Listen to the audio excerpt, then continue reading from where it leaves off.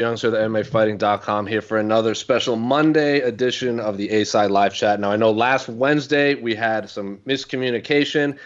We were supposed to have Bellator champion Ilima-Lei Macfarlane on the show, but as I said, messages were crossed, wires were crossed, whatever you want to say, but she promised she would be back Monday, and here she is. Joining me, of course, is our Monday analyst as well, Alexander K. Lee. So I'll start with Ilima first. How's quarantine life been for you during this coronavirus pandemic?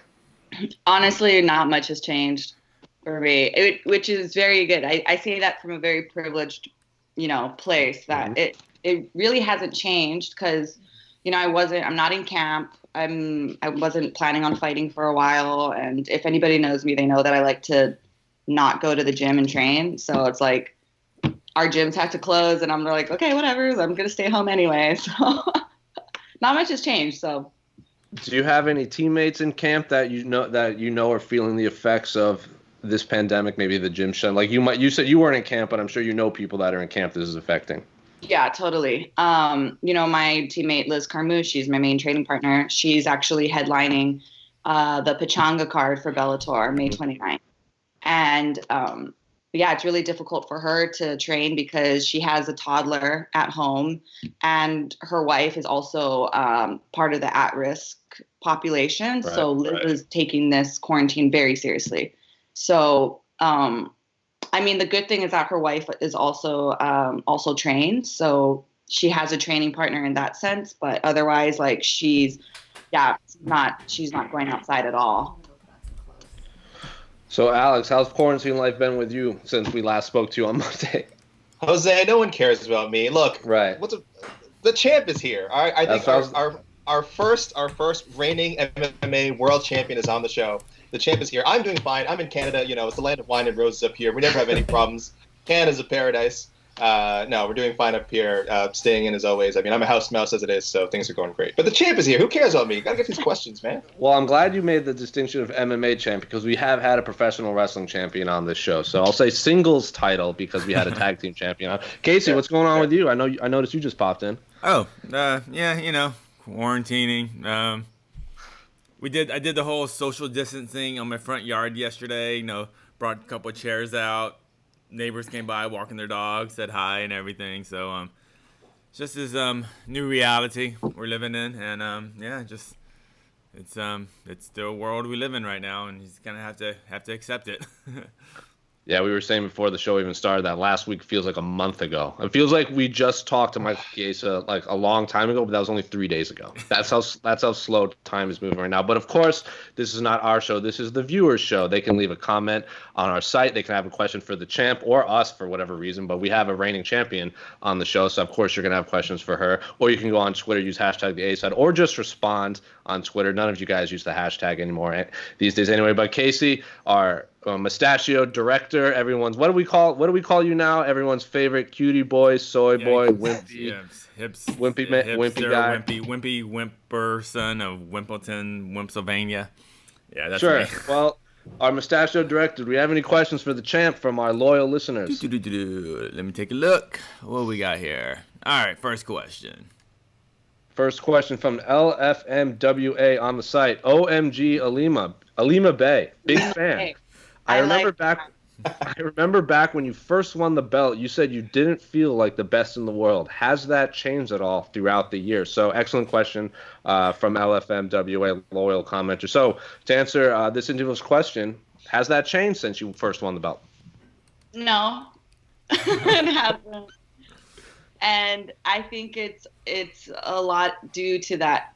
So I have a wrestling background, and my coach would always tell us, he's like, you're never number one. Like, he never wanted us to fall into that mentality of thinking that you're number one. And that was his way of motivating us to keep pushing, keep working harder. So, and I also feel too that my career as a fighter has been so short compared to all these other fighters who have been doing it literally their entire lives.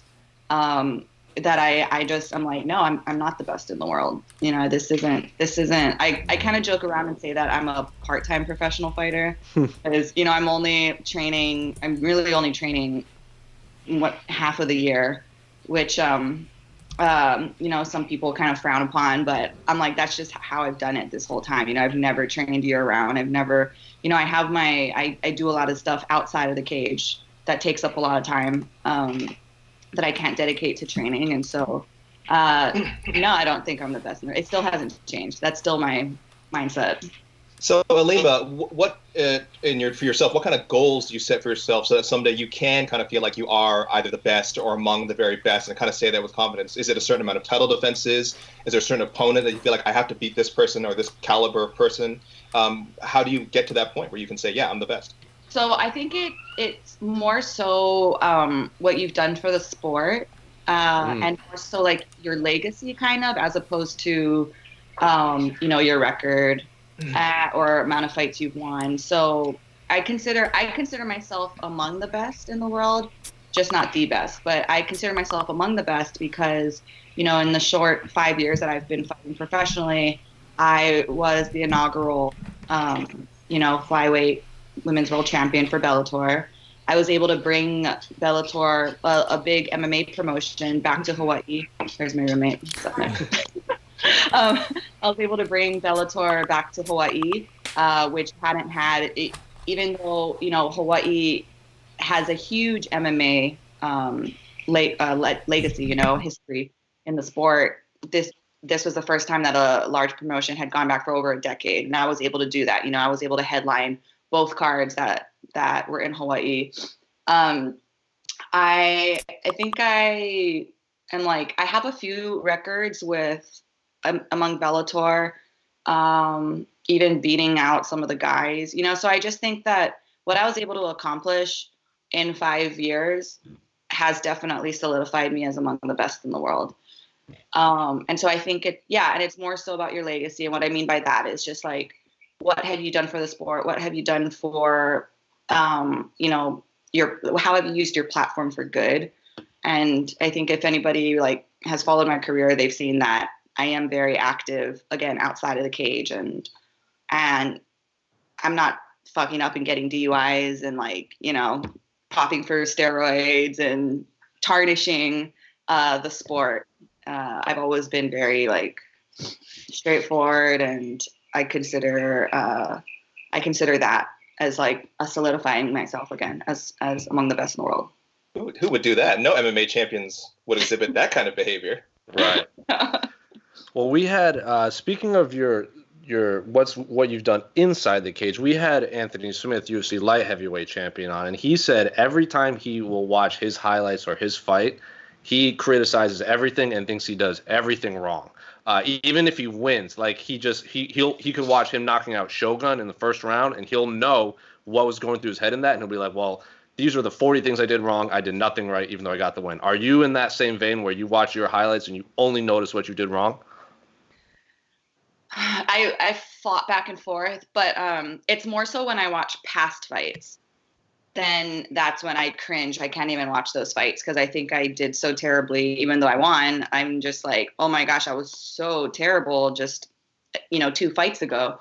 But I think that that's really important because it's showing my progress, that, the bar is always being raised every single fight, and I'm meeting those expectations. So, I think it would be dangerous to watch your fight and be like, oh, I did everything perfect, Sure. Well, have you ever impressed yourself after watching one of your highlights? I don't know. It's interesting because I see a lot of fighters, they get highlight reels made for them, and I don't have any highlight reels. Wow. Well, I mean, there's a few that just have my finishes and everything, but I'm I want to see the times that I actually punch somebody or hit a combo. But nobody's done it for me, so I don't know. So if anyone wants to, then there's that. Well, yeah, whoever's listening or will listen to this in the future, someone make the champ a highlight video of more than just her finishes. But Casey, do you have any other questions for Ilima? Wait, I got a question for Ilima. Go ahead. Ilima, what is the one fight that fans should never watch of yours? That's just an embarrassing fight. I can't, it's clearly but you won the fight, but just go, no, do not watch that fight. I would say my first fight against Emily Ducote, because So that's the fight that I refer to when I rewatch it, and I can't do it. It's Michaela, you're in the video shot. That's okay. That's okay. More guests. Okay. I just can't watch that one because it's so sloppy, and it went all 3 rounds, and it was just like sloppy. So that's the one fight I would say don't watch. And what's the fight that they have to watch? Like, it's just like that's the lima-lei I want people to see.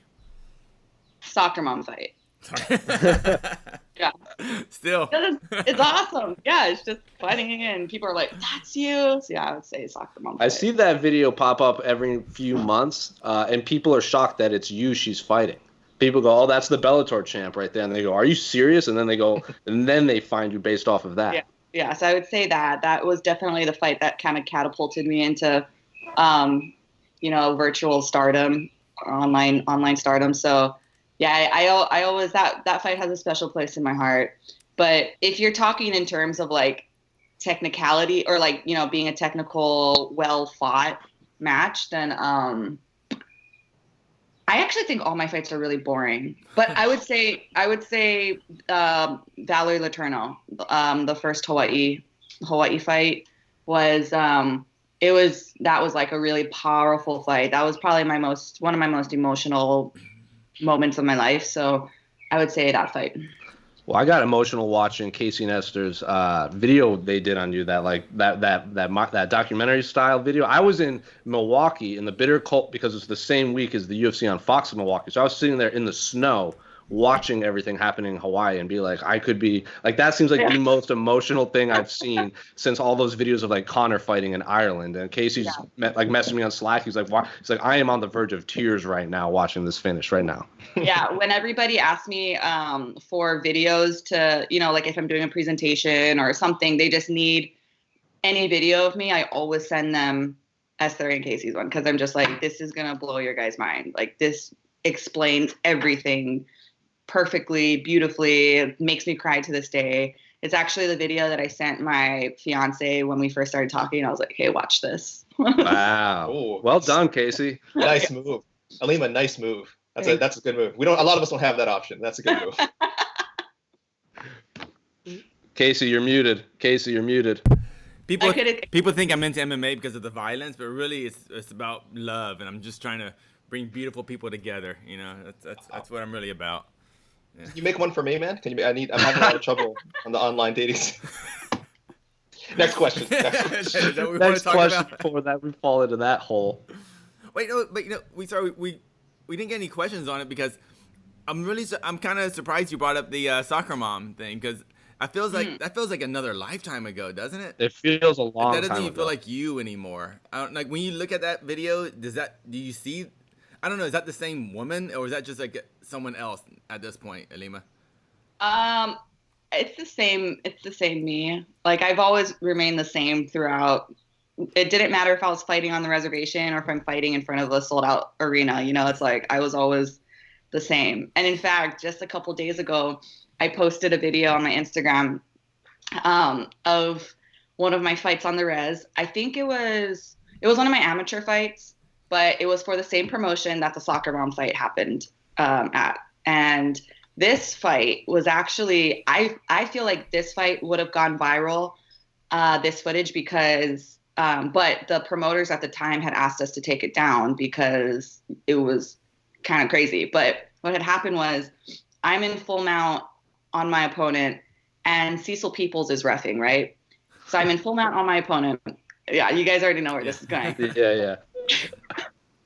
She full on grabs, so I'm like ground and pounding her, and she grabs my hair. My hair was in a ponytail. She grabs my hair and just pulls my head down to the, like, I want to say for a good 10 seconds, she had my hair, and it was so obvious that she's pulling my hair. Like, my head's on the mat, and I'm still trying to wail on her.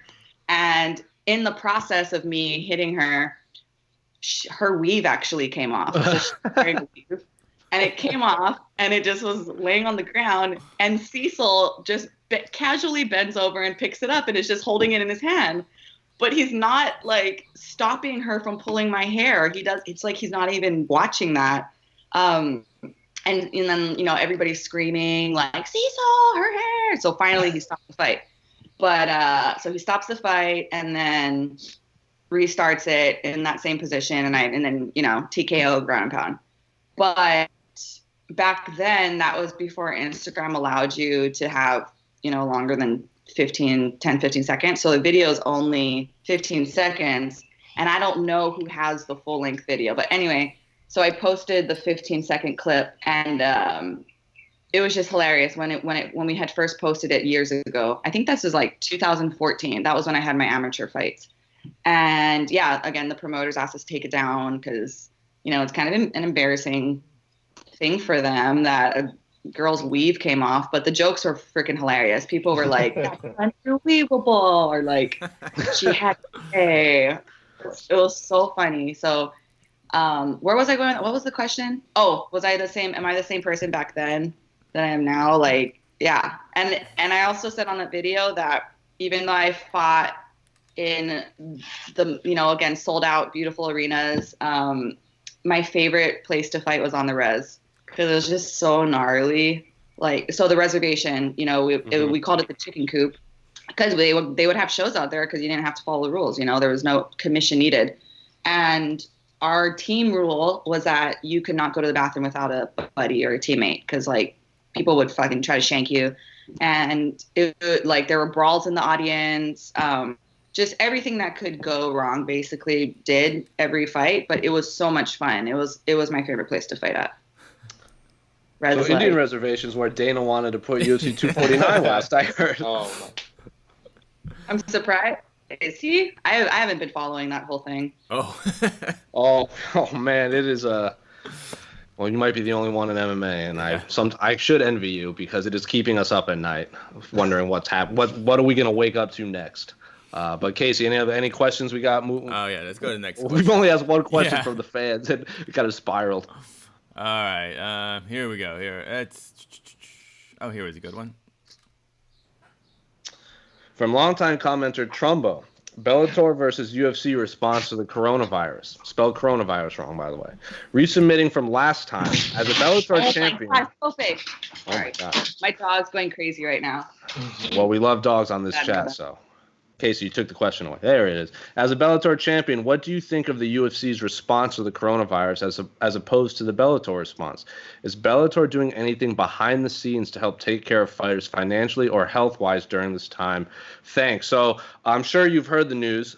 Dana White, when he postpones the fights, we had Ashley Evans Smith on earlier. She said that she wasn't paid. And anything she called for all of that. Scott Coker did the opposite and when he postponed, I believe it was Bellator 241 was the number. He covered some of their expenses, gave them their fight purses. I don't know the exact monetary details of it, but two completely different ways these promoters handle it. I know our own Mike Heck spoke with Chris Cyborg, and she said something similar to that. Like when she saw that news, she knew she made the right decision to sign with Bellator after seeing how Dana White responded to this pandemic. So what is your response to how the two sides have handled it, and has Bellator done anything behind the scenes that you can share to take care of these fighters, health and financially wise? Yeah, so I feel like I haven't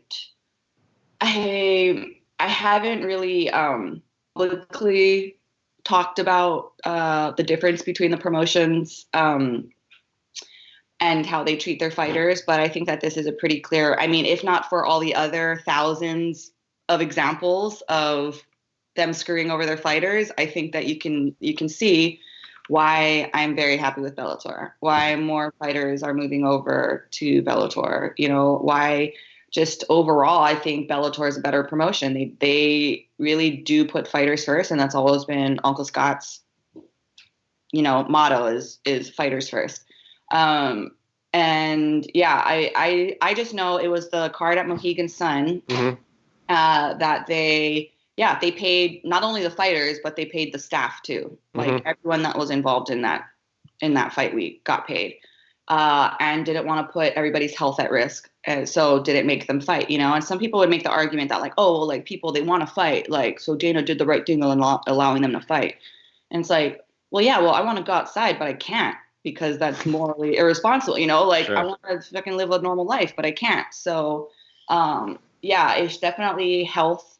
The health of everyone is first and foremost, and then and the fact that Uncle Scott recognized that and still, was able to pay everybody, I think just speaks volumes again of what kind of promotion he runs. I'm not sure what's going to happen with the other cards. I believe there's one in Chicago. I think so. I think that I don't know who's in the card, but they usually coming up in San Jose in a month. This will be Bader and the amazing Mousasi versus Lima fight. Yeah. Yes, that's right. That's right. And then the next one after that would have been Pechanga. Right. Oh no, it would have been Chicago and then Pechanga, I think. Okay. Yeah, I'm really not sure what is going on with that, but yeah, Bellator takes care of the fighters. That's all I can say. Yeah, I believe Ashley Ann Smith said she flew to London and then she found out everything. Like her and her opponent were finding out through social media and then had to fly back. And then so she had to deal with all of that, and she didn't even get tested.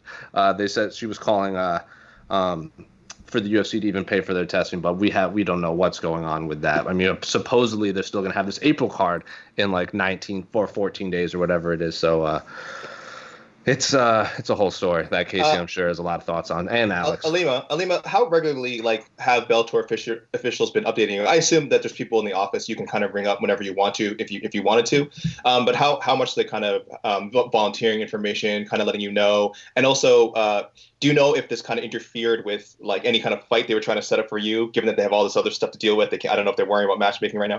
No, I talked to I just haven't reached out to anybody because again, this really didn't affect me professionally. We actually weren't planning on fighting until the fall time. Oh, okay.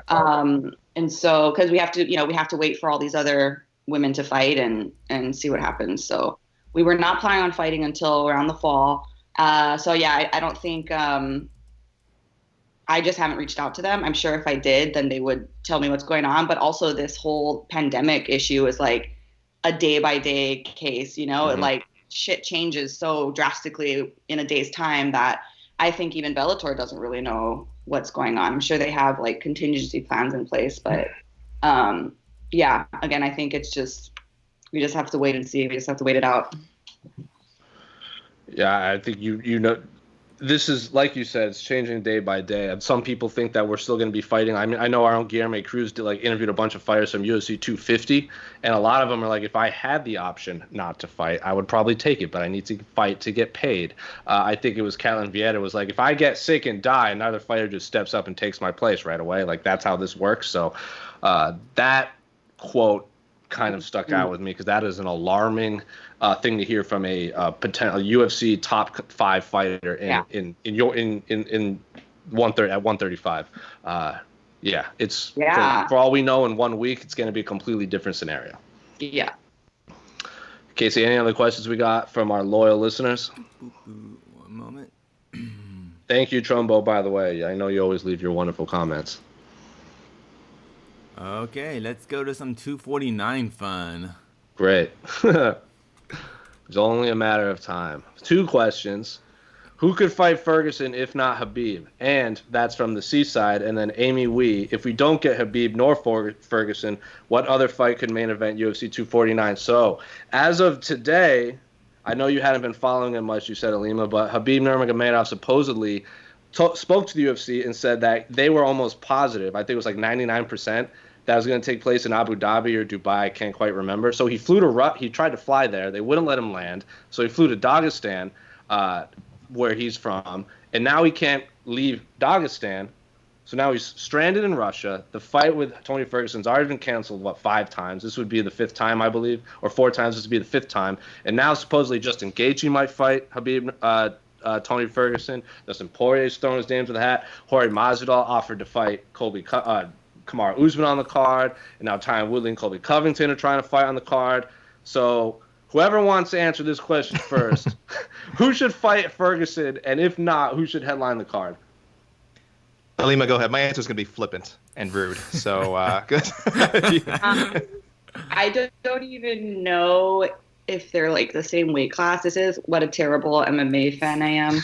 I would say Masvidal. Sure.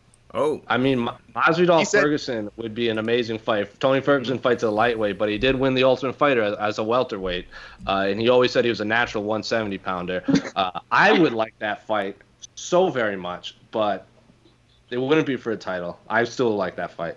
That might be crazy. That would be a bananas fight. But AK, what do you have to say to our listeners who are asking questions surrounding UFC 249? Where's Conor McGregor? Look, let's be honest here. Conor McGregor's the fight we all wanted anyway. I know, we're all real fans. We all want to see Tony Ferguson, Khabib. What a charade. Come on. We all want to see Conor versus Tony Ferguson. We all just want to see Conor main event everything. So, let's get the man on the line. I'm sure he's paying attention to all the social media. I'm sure he's watching the show right now. And Conor, if you're out there, tell UFC to send you the contract. You tell them to send you a blank check, send you the contract.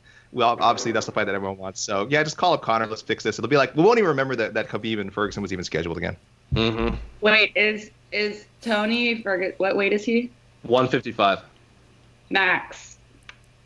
Oh. I think they're friends. I believe they're friends. Or some sort of friendly relationship. I know Max Holloway was going to step in to fight Khabib at UFC 223 before the New York State Athletic Commission vetoed that like mere days before the event was going to happen. But the listeners all blame me because I've been saying for months that this fight is never going to happen. So as soon as I see my Twitter notifications blow up, I go, oh, great, the fight got canceled. And sure enough, Khabib gets stranded. Casey, what do you say?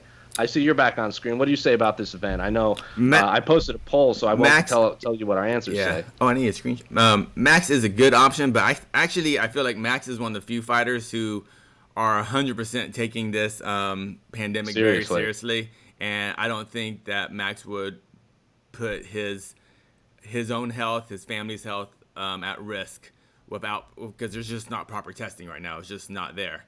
So without proper testing, everyone fighting right now is taking a serious risk to themselves and to everyone they come in contact with, which is actually much more important. Because I get it. You want to fight in a volcano, cool. Fight in a volcano, that's on you. Well, unfortunately, when you fight that volcano, if you cough on me, then I have that volcano on me. That's how it works. This isn't just about you anymore. This is so much bigger. So, and Max was one of the first, definitely. Prominent fighters to really talk about take this very seriously. But if we are going to throw health out the window and not care about anyone else, the only fight that makes sense, Ilima was correct. Tony Ferguson, Masvidal, bad motherfucker belt, open weight. Because bad motherfuckers don't have you can't bring Conor. This is true. You can't bring Conor because nobody's going to have a proper fight camp right now. Absolutely zero. So you might as well have an open weight. Whatever they want to come in, fight for a fake belt, and then cool, we waste our $65, $70, and then we move on, and then we just shut off MMA for the next 3 months. Well, there you have it, folks. Casey solved the dilemma surrounding UFC 249. Thanks, Casey. Why is this thumbs up, thumbs down? You like this, Ilima? Yes. Yeah, this sounds good. Yeah. Because there's not gonna be proper camps for this. No one. There's not gonna be healthy weight cuts, especially. Do you think that would ever happen though? That there would be an open weight fight or anything? I think a catch weight. I think they could do a catch weight, right? Yeah. Whatever. Yeah. Just they would have to agree to like 165 or 175 or whatever.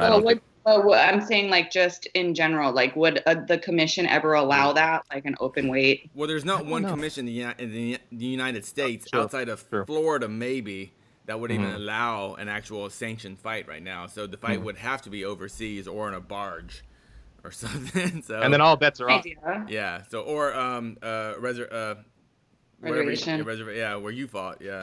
So. Listen, I liked Ilima's Max Holloway suggestion. Ilima, if we could get you to say something like, "Oh, Max Holloway's not a real Hawaiian if he doesn't take this fight," we need a good clickbait title. If you could just kind of throw that, is that something we could clip out there, out of context? That would be great. I would love if we could just throw that out there. I'll say I don't think Max writes his own captions. Cold-blooded. Max, no, I think his captions are really good, and I'm like, wow, that's very, very insightful. Like, is he having help with this? I don't know. It's just, It sounds like, and it's definitely sounds like Max, like he has a little Max flavor in it, but like sometimes he just blows my mind with his captions. I'm like, is this really you? Is this your PR guy? It's mini Is that blast. clickbaity enough? Wow, I feel like I just totally like. That was so. That was too. That Now was too people are going to be aggressive. paying more attention. People are going to be perusing his comments more and more now. Yeah. This doesn't sound like it. Oh, she's right. Is this? That's not a phrasing he would use. Yeah. No, but it's real. It's. I didn't even think about that. I didn't think about that. That Max is one of the fighters taking this really seriously, and this kind of went back to how the pandemic affected me as well, because, we're from Hawaii, we're on an island, we have finite resources. And I actually am really thankful that I got stuck up here in San Diego at my San Diego home. We literally, so my fiance and I, we had left Hawaii. We were in Hawaii for like 2 months, and we left Hawaii to come to San Diego. And then we were going to fly out to Jamaica to get married. Wow. And in the process, just our layover in San Diego, that's when we got stuck, and we're like, holy crap. I'm really thankful that we got stuck up here, because I think shit can get real crazy on islands. And that's also part of the reason why we canceled our wedding to Jamaica. Cause I'm like, we would be total hypocrites telling people, don't go to Hawaii, better stay at home, stop bringing the virus to Hawaii, stop using the island's resources, when we were going to do the exact same thing in Jamaica. So, I think that's a really good point, that Max is taking this seriously. The Hawaii community is taking this very seriously, and rightly so. They're on an island, they have finite resources.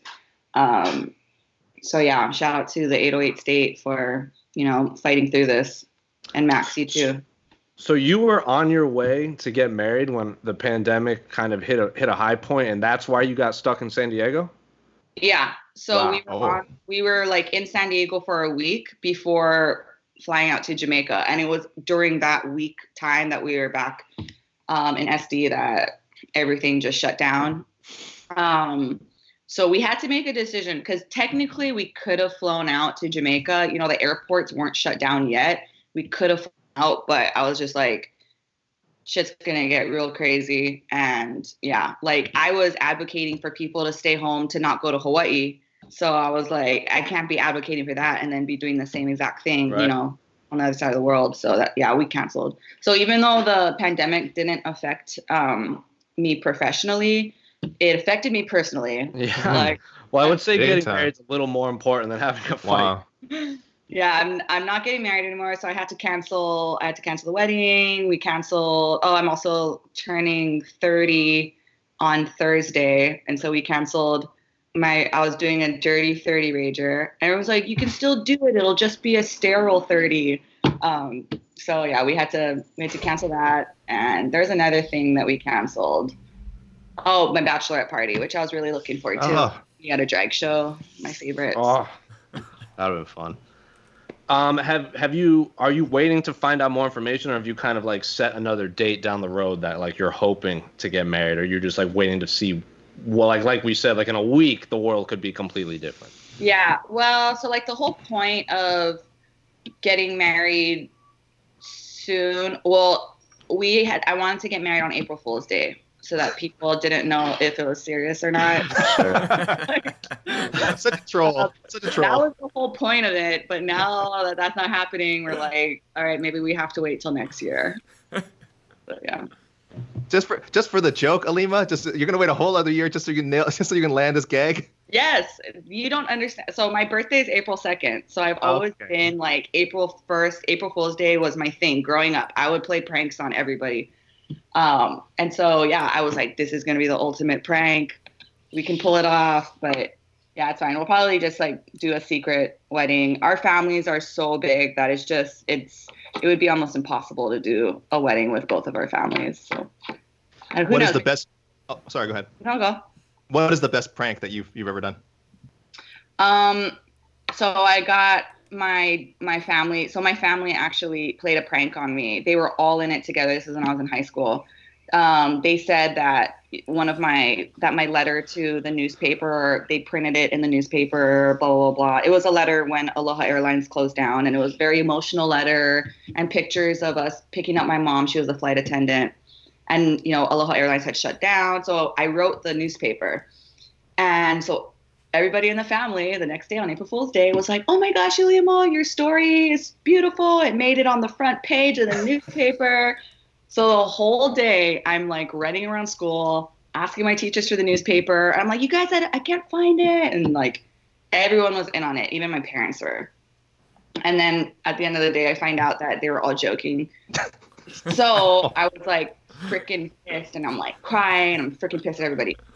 So then in my car, I find a pair of crutches, and I find my old ACL surgery knee brace. Because I had got to, I tore my ACL meniscus and had surgery the year before, but I was fully recovered. But I still had everything in my trunk of my car. So I put it all on, and I like went home, and everybody's like, what happened? I'm like, I retore it while I was playing basketball. And like, everybody was so upset that I tore my knee, because sports was life, and sure. They just felt terrible for playing that joke on me. And then I got them back. Damn. Cold-blooded. Wow. Instant retribution. Retribution. And then everybody just feels bad. That's great. Exactly. Yeah, I got them back really. So that was probably my best prank. That people actually fell for. I've tried pranking people, and they don't fall for that shit. They know how I work already. But yeah, this wedding was definitely going to be my masterpiece. Damn. Cold-blooded. That's a veteran prankster right there. Turn the prank around, think they got you, and then make everyone feel terrible. Don't mess with me. I'm very vindictive. That's why we like you. That's why we're happy to have you on the show. Any other questions from our listeners, Casey? One moment. Now we know if you ever return, we should get more prank questions from our listeners. Oh yeah, what's everybody else's best prank? All right, we have a lot of 249 interest, so I'm bringing a couple more 249 questions. Ooh, which location should be the next place for the next UFC event? Hashtag the A-side from fan and Mr. Stationary. Sorry, PT's not on the show, but yes, it was supposed to be in Brooklyn. Khabib told him it was supposed to be in Brooklyn, and now Dana White was trying to narrow everything down. Supposedly it was going to be on like an Indian reservation in Oklahoma. That went out the door. Supposedly it was going to take place in Dubai or Abu Dhabi. I know a lot of fighters are joking about having the fight on like a barge or like a warship or somewhere out in international waters. So if this event does happen, where should it happen? Ilima? I mean, I would say the reservations, because don't they not So if they can find one, yeah, like what are the... There's supposedly, Khabib said that when he was told it was going to take place overseas, he immediately flew there, but now he's hearing it might take place in the United States. So the story changed, like we're finding out more and more information every single day. So in 2 hours, this story could take another turn. I wake up and I'm expecting new news, so our answers are going to be outdated in like 60 minutes. So it's all up in the air. Anything's possible. I think no matter what happened, Khabib had to go back to Russia, Dagestan last week, because if he didn't go back right now, say they do the fight in whatever Florida, he's not going to be allowed to go back to Russia to see his family for who knows how long. Like, cause all the borders, they're not allowing people in or out, and especially not allowing people who are in the States living in this pandemic, Russian citizen or not, to go back there. So, I mean, this is a worldwide pandemic. This is just so much bigger than any one pay-per-view. So, it's kind of funny, it's kind of ridiculous we're even giving this serious thought, but here we are. But I mean, he had to go back. Otherwise, he just wouldn't be allowed back in the country for months, and that would be a much bigger situation, much bigger problem for Khabib. Mm-hmm.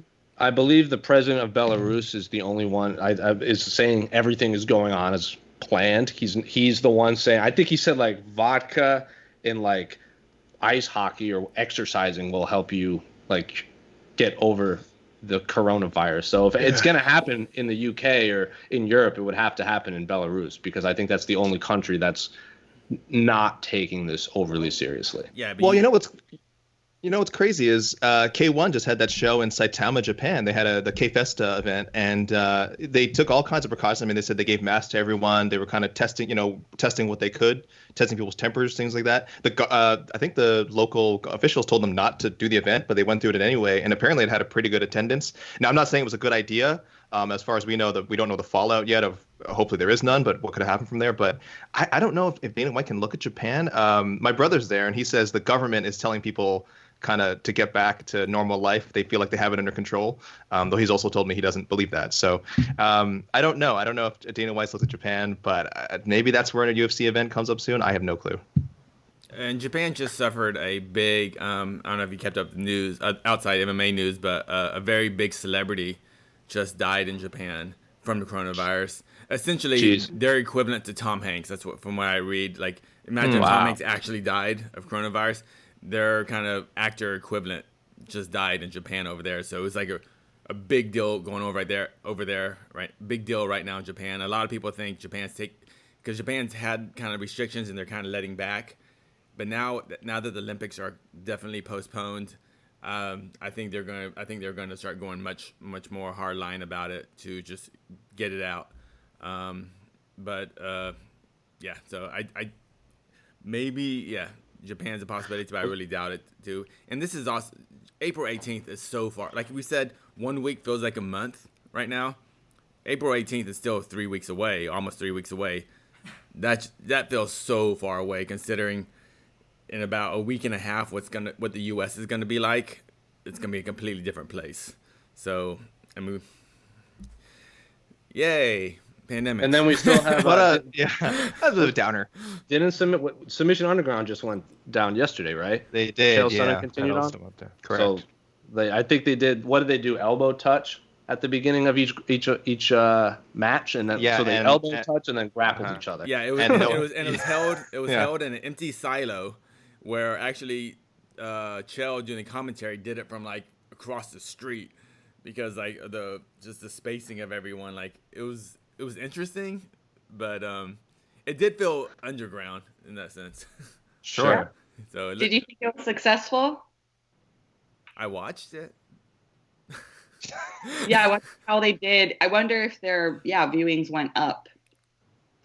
Oh, that's an interesting, because nothing is going on, so it might be the only thing to watch. I mean, I did get a notification from UFC Fight Pass that it was happening. So if everyone is like fiending for combat sports and they see that notification, that's an interesting question. I'd be curious how many people tuned in. But watching it versus paying $70 to watch something is a big difference. Most people already had that Fight Pass subscription.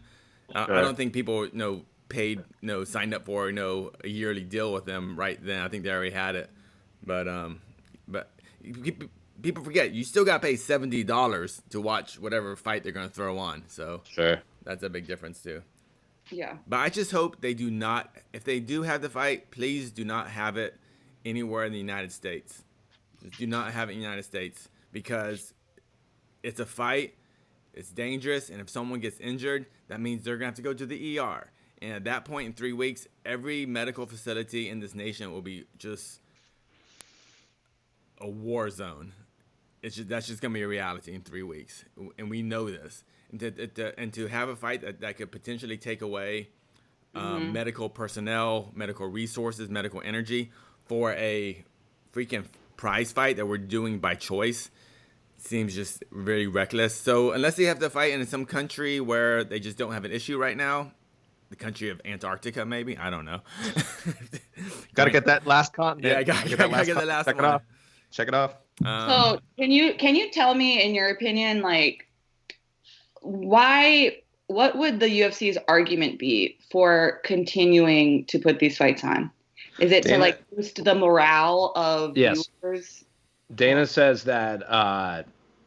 Dana's been very like, I don't what's the word, like I think one of the quotes was, goes, in like a couple months we're gonna look back at this and be shocked that we stopped everything because of this. And then he compared it to, like, it's like cancer, you're gonna get it like regardless, so like might as well be happy or something like that. And we're like, that you can't get cancer by like shaking hands with someone, like that's not how it works. But he's basically saying like we want to bring events to people because they're stuck inside and depressed, and we want to bring some sort of entertainment. Correct me if I'm wrong, Casey and Alex. That's the mindset I've seen from him. Yeah, that's something to that effect, as well as, of course, saying like, look, I want to pay my fighters and I want to pay my staff, but these people can't get paid unless we run these events, which, right, of course, again, we know is probably not true. I imagine they have enough money that they could afford to take care of these people, at least for one event or at least a few events. But I don't know the UFC's exact finances, so I shouldn't say that's speculation. But based on kind of what we know and common sense, it does feel like they could kind of, quote unquote, do the right thing here and look after the fighters and staff. But as for, again, yeah, I think it's really the entertainment factor. And also Dana White, look, he's a prideful man. He sees this as a battle that he wants to win. So if you're saying, how's this a positive for everyone? I'm not sure. How's this positive for Dana White? I mean, it'll be another notch in his belt if he gets the event going. Yeah. I mean he's already canceled 3 events. I mean, he's canceled events already. I don't know what the difference is right now. For some reason, 249 just has us. I get it. We want to see it, but sorry, Ilima. People to live. No, like, so, and the whole entertainment factor, like Bellator, I believe it was this past weekend, they had showed for free one of their, I forget what card it is. Mitrione was on it.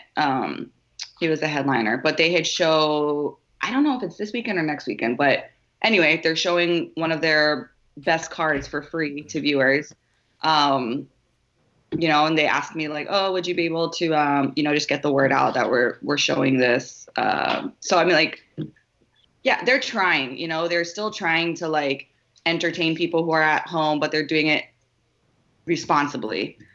So I don't know if Dana was really, I guess, honest or like true, if what he said was really true, that like, oh, we're doing it to, entertain audiences, we're stuck at home, then he would definitely find other ways to do that were responsible and safe. Yeah, I know they've been putting a lot of their fights for free on YouTube, like a lot of their big fights, and they've been trying to make it some sort of interactive, like vote for the greatest knockout, and then they'll show like knockouts and stuff like that. But I think Alex kind of hit it on the head where he's like, when someone tells Dana to cancel a big event, it's going to make him just want to put it on even more. Yeah. We've seen this 1,000 times where some people will be like, Dana, you can't do that. And then he goes, watch me. And then he just tries to do it. So I think that Dana's ego plays a big factor into this, because if this wasn't Khabib Tony, we might be talking about a different story. If this was the UFC Oklahoma card or the UFC Lincoln, Nebraska card coming up, we might not be having this argument. Yeah. Another question from Trumbo. One more weight cuts. If 249 and 250 go forward, UFC 249, UFC 250 go forward, what do you think the odds are the fighters who have tough weight cuts, Khabib, Aldo, for example, are unable to make weight due to lack of resources and structure? I'd say pretty high. Or are they diminished versions of themselves? So I'll ask the person on this chat with professional fighting experience. If you're in camp and all of a sudden you can't go to your gym, you've now had your resources, like the commenter Trumbo said, like taken away, are you a diminished version of yourself? Considering you don't have your training partners around you, you probably don't have the environment of a gym. You're not cutting weight as usual. You're left to your own devices in your own home or your own garage, as we saw Jessica Andrade training. So yes, if you're in camp right now, how diminished are you going into a fight? So I actually think it's not going to affect them, because at that level of fighters, we tend to keep our training circles small anyway. We're not training. I mean, it varies case by case, but I would think that those guys keep their training circles small.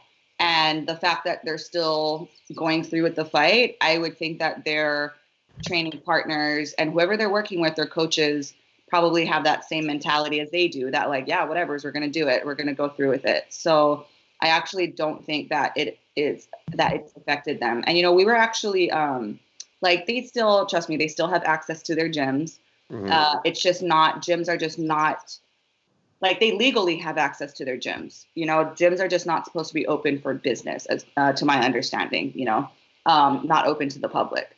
But they're still going to be able to go inside their gyms and train, just as long as it's, you know, under 10 people, and it's not like things are being regulated at this point. At least in my experience in San Diego, it's not being, you know, strictly regulated. So I don't know where these other fighters are training at, but I actually don't think that it's going to affect them. Ilima, what's kind of the worst or like most unorthodox training camp, like preparation you've ever had, and do you recall it affecting your performance when you had to go out there? The most unorthodox, you know, all my training camps have been the same, because I have been with the same gym and the same team from my res fights all the way up to, you know, my championship title fights. I've had the same coach. I would say possibly I fought with an injury, so that was probably my most unorthodox camp. Like, we stopped sparring 6 weeks out from my fight just because of my injury, and I was just freaking on the treadmill, you know, just focusing on the weight cut. So it's still doable, you know, and I would say, you know, like in Liz's case, hers is a very special case, Liz Carmouche, because, you know, her family is considered as part of the highest risk demographic of contracting the virus. So yeah, so she's actually, this has definitely affected her training, but Liz is also a machine. She's a freaking beastly Marine who also won't take no for an answer. So trust me, she's finding a way to still get in her training. I've been watching her stories, and like, she's literally training in their little living room, but she's getting it in, you know, she's, the coronavirus isn't going to stop her. So I'm not worried. I'm not too worried about her, because again, at this point, you know, they know how to fight.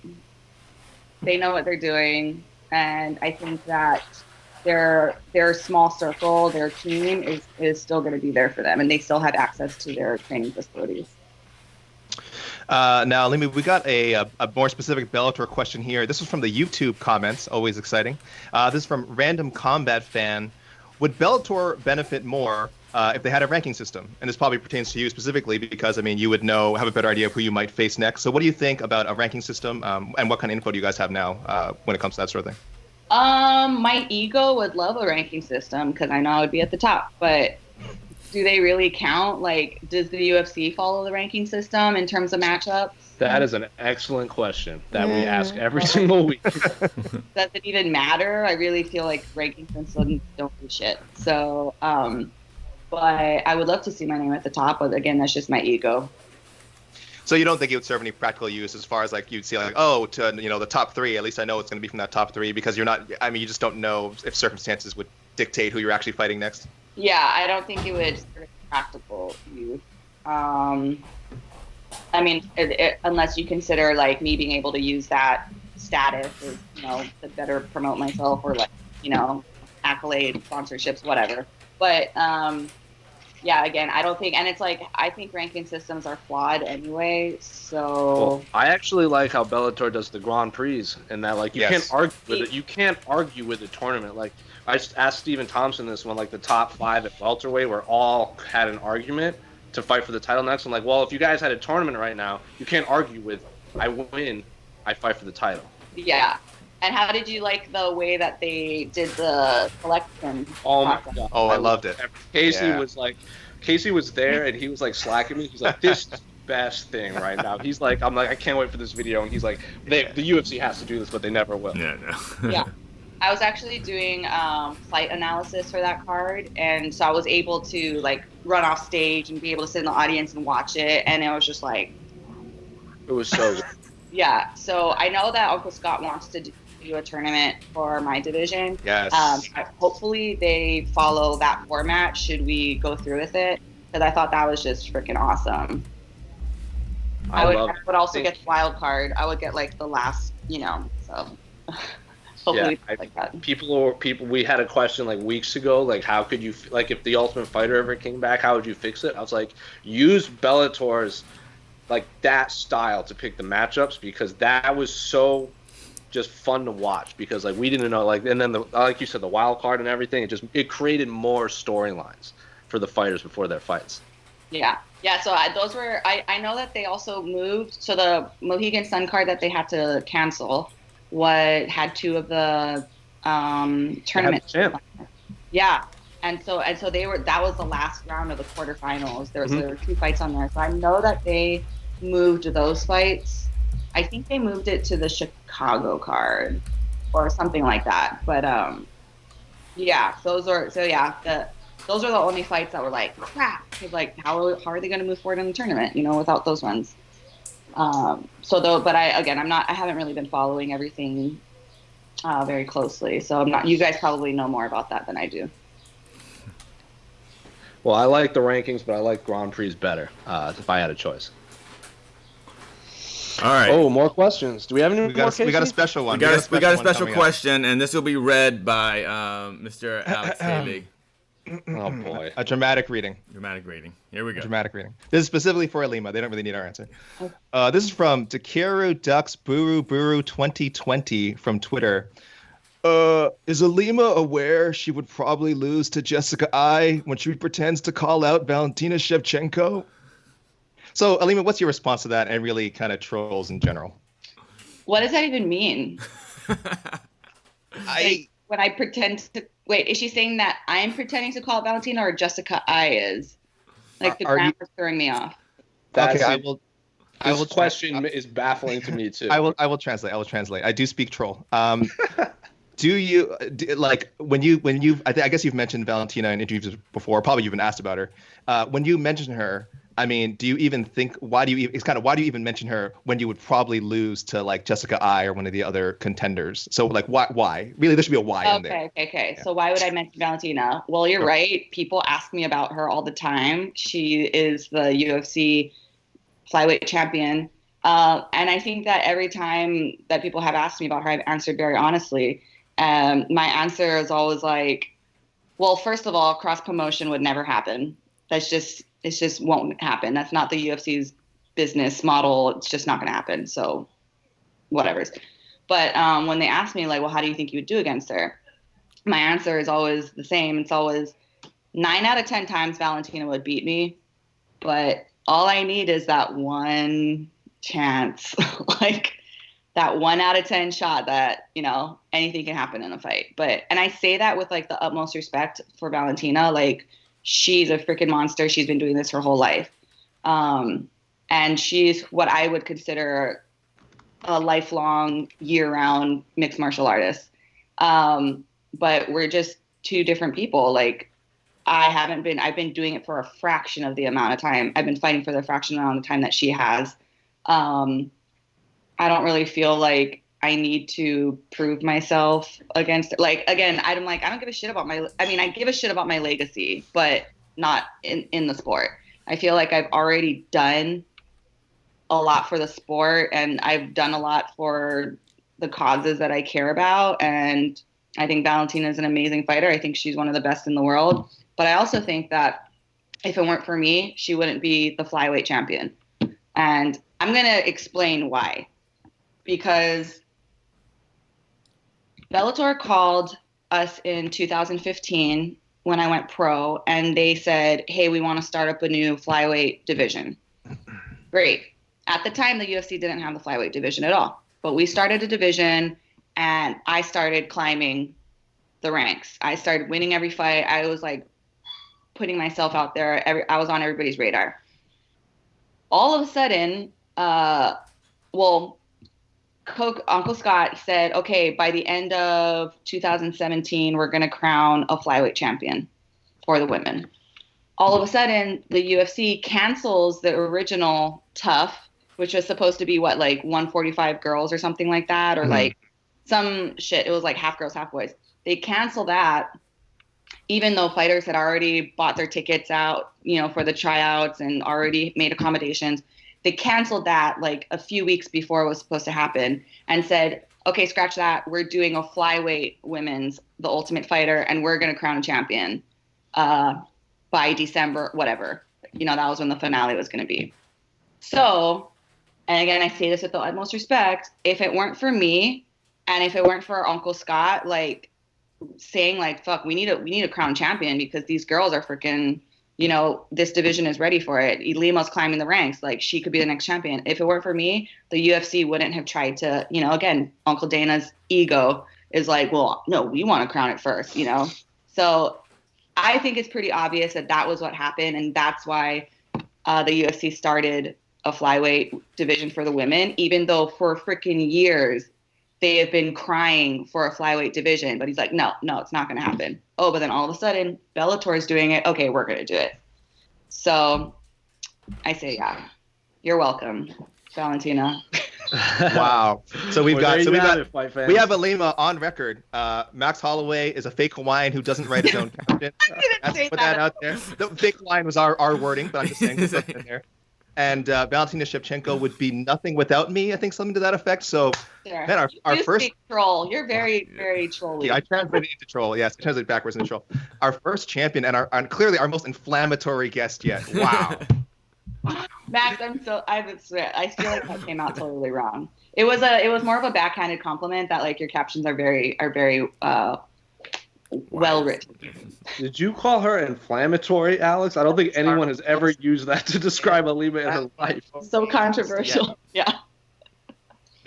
Well, that was it for questions, right, Casey? Yeah, we're up on the hour. Yeah, we're up on the hour. So thanks everyone for tuning in to watching the special Monday edition. Thanks to Ilima for joining us. I know last week there were some miscommunications, but as always, the guest of the hour gets to plug, promo, say whatever he or she wants before signing off. So Ilima, the floor is yours to say whatever you want. Again, Max, I'm really sorry if you Valentina, I love you. But in all seriousness, I want to offer words of support and aloha to everybody during this crazy ass time. To be totally honest, I didn't think it was gonna get this gnarly. But I want to also tell everyone to, just try to look at this as a time for self-improvement and healing and spending time with loved ones.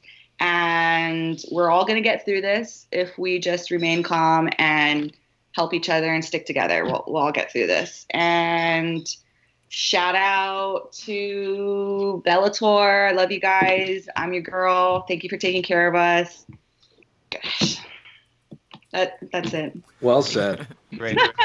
Well said. Well, we'll be back for another special, the ordinary regular time on Wednesday, 1 p.m. Eastern, 10 a.m. Pacific. Ilima, I hope you can join us down the road when the future is hopefully a little brighter and we're not going through a pandemic. But thanks so much for joining us. That's Alex. That's Casey, everyone's favorite soy boy, hipster, cutie boy, whatever you want to call him. And I'm Jose. We'll see you on Wednesday.